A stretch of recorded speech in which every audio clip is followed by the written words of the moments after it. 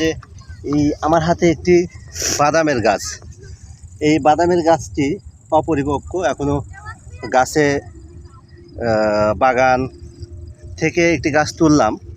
এই গাছটিতে বেশ কিছু বাদাম দেখতে পাচ্ছেন।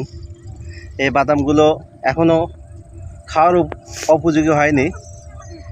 এই বাদাম আমরা যেভাবে খাই, যেভাবে আমাদের কাছে যায়, আসলে এতটা সহজ না।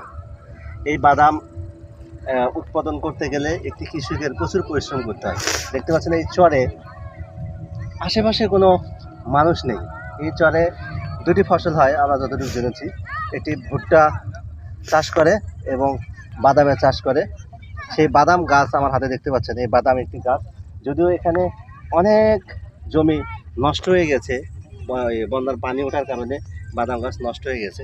সেই নষ্ট থেকে একটি গাছ আমি উঠিয়েছি দেখার জন্য যে কী ধরনের ফলন হয়। দেখতে পাচ্ছেন এই গাছের যে গোড়ায় প্রত্যেকটা শিকড়েই একটি করে বাদাম ধরে আছে। এখানে কত জমি, পুরো জমিতেই বাদাম ছিল। এটি আসলে দুঃখের বিষয়, পানি ওঠার কারণে এই বাদামের ক্ষেত্রে নষ্ট হয়ে গেছে।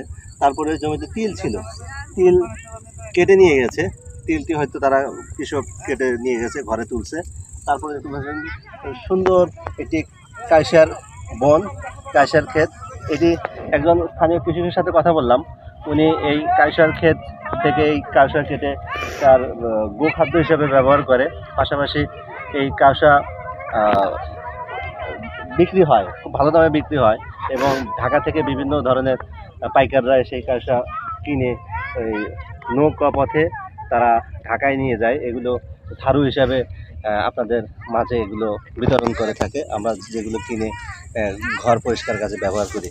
দর্শক, এই চর যদিও মানব শূন্য, কিন্তু এই চরের আসলে বোঝা যায় যে চরের বুকে শুধু মানুষ বসবাস না করলে কী হবে। এই চরে রয়েছে মানুষের জীবিকা, এই চরে রয়েছে মানুষের ভাগ্য, এই চরে রয়েছে মানুষের ভালোবাসা। ধন্যবাদ সকল।